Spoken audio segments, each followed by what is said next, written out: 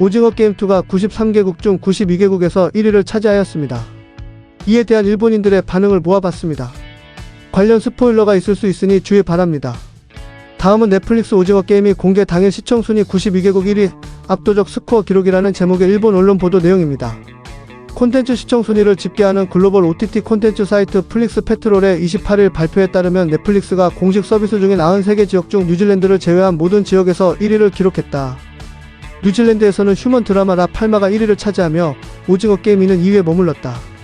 오징어 게임 2는 복수를 다짐하며 다시 게임에 돌아온 성기훈 이정재가 그를 맞이하는 프론트맨 이병헌의 치열한 대결, 그리고 다시 시작되는 게임의 본격적인 이야기를 담고 있다. 공개 직후 반응은 극명하게 갈렸다. 미국 매체 바라이티 버라이어티는 오징어 게임 2는 더 피비리고 스케일이 커졌으며 몰입감을 극대화시켰다고 극찬했다. 반면 할리우드 리포터 더 할리우드 리포터는 철저히 실망스러웠다며 시즌 1에서 보여준 독창성과 재미 통찰력이 부족하다고 혹평했다. 이 기사에 달린 일본 네티즌 반응을 살펴보겠습니다. 솔직히 1보다 2가 더 재밌더라. 각본도 진짜 잘 짜여있고 배우들 연기도 진짜 최고였어. 이런 게임성과 심리전을 즐기는 느낌이었는데 이는 이병헌이 준주연이라 완전 다른 작품 같아서 신선했어. 재미없진 않아. 근데 시즌 1은 예상을 뒤엎는 전개가 많았는데 이는 예상대로 흘러가는 느낌.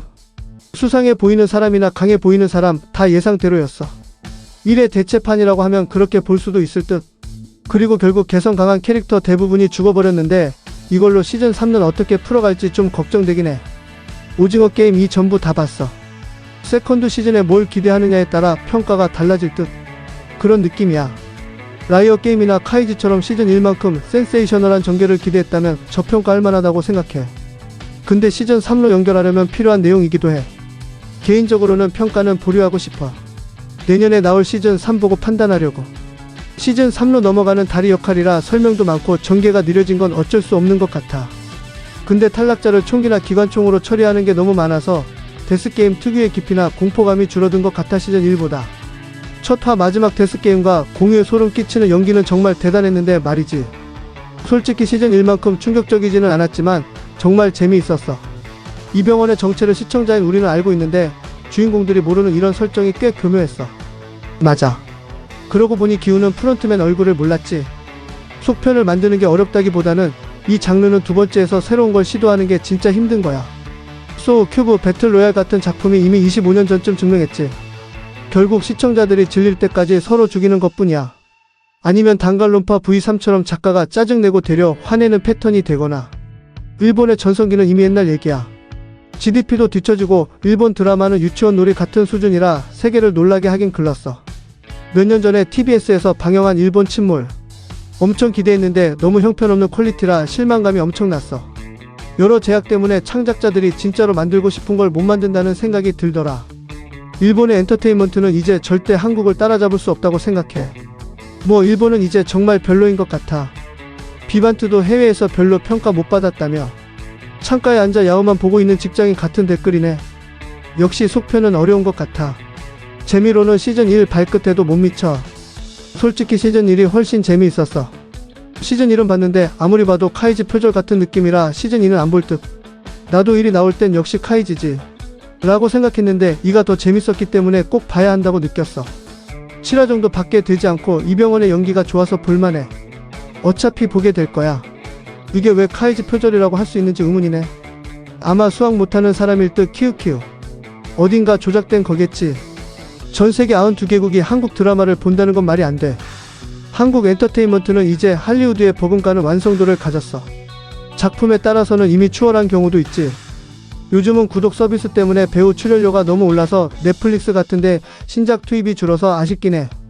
얼마 전에 한국에서 열린 오징어 게임 2 월드 프리미어에서 넷플릭스 CEO 테드 사란도스가 전세계 넷플릭스 시청자의 약 80%가 한국 콘텐츠를 보고 있다. 한국은 우리에게 특별한 나라다라고 했어. 난 영어를 알아서 라이브 방송으로 직접 봤거든.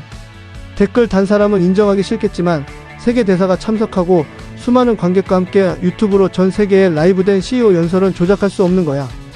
불쌍한 인간이네. 내도익의 역사 수정주의가 이제 엔터테인먼트까지 번져네. 한국 문화는 이미 세계 트렌드야 아저씨.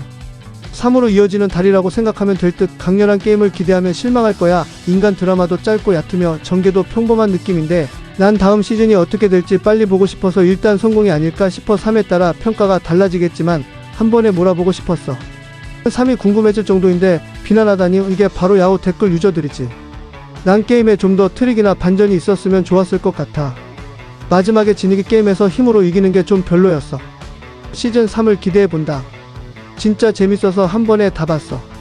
등장인물들의 배경이 깊게 파고들어서 시즌 1보다 좋았고 이병헌 연기도 최고였어. 안티들이 여러 말 하겠지만 신경 쓰지 말고 직접 보고 판단해봐.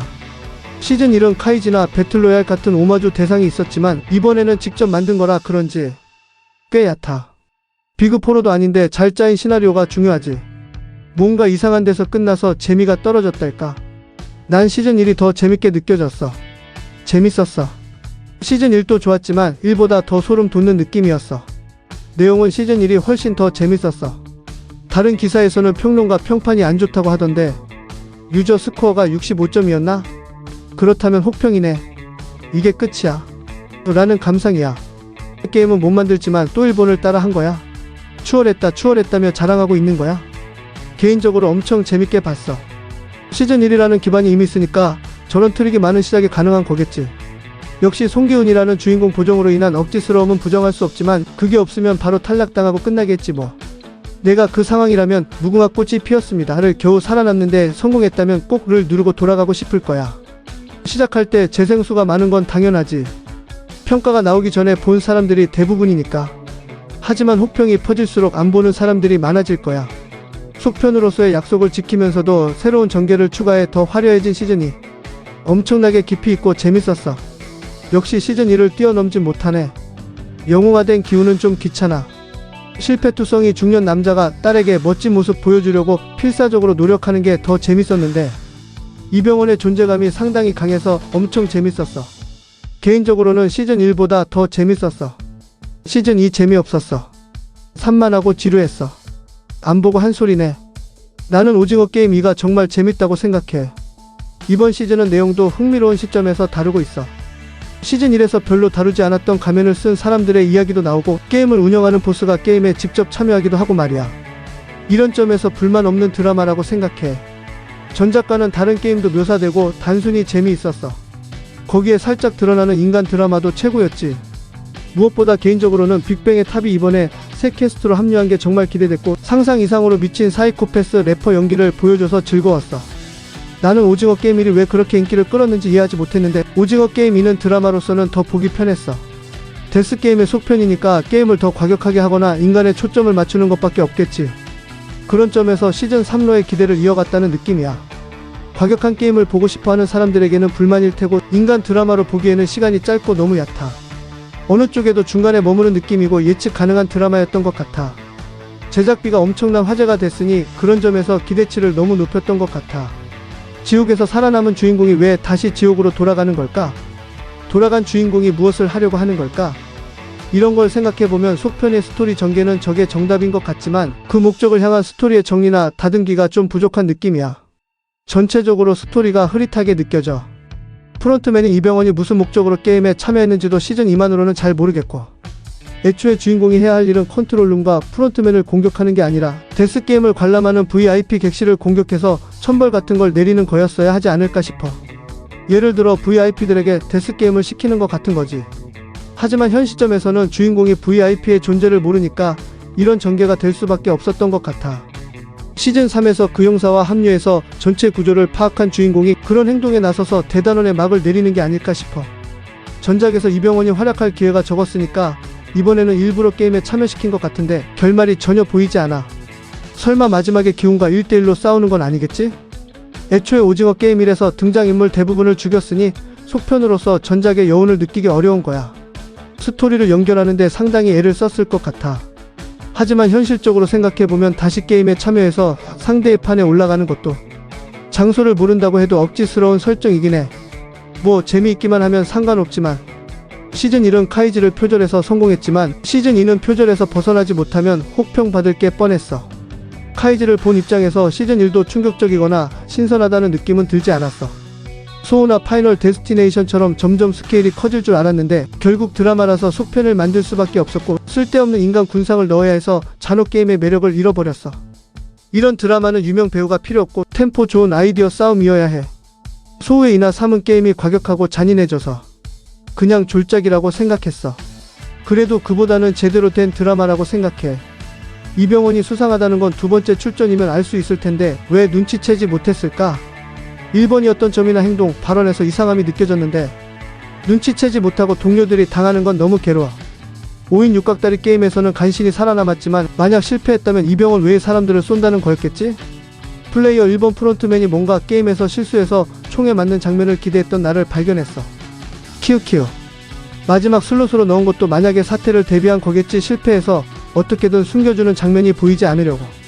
이상 일본 언론 달린 기사 내용에 달린 일본 네티즌 댓글 반응이었습니다. 과연 시즌2가 시즌1에 22억 시간의 시청률을 넘을 수 있을지 기대해보겠습니다.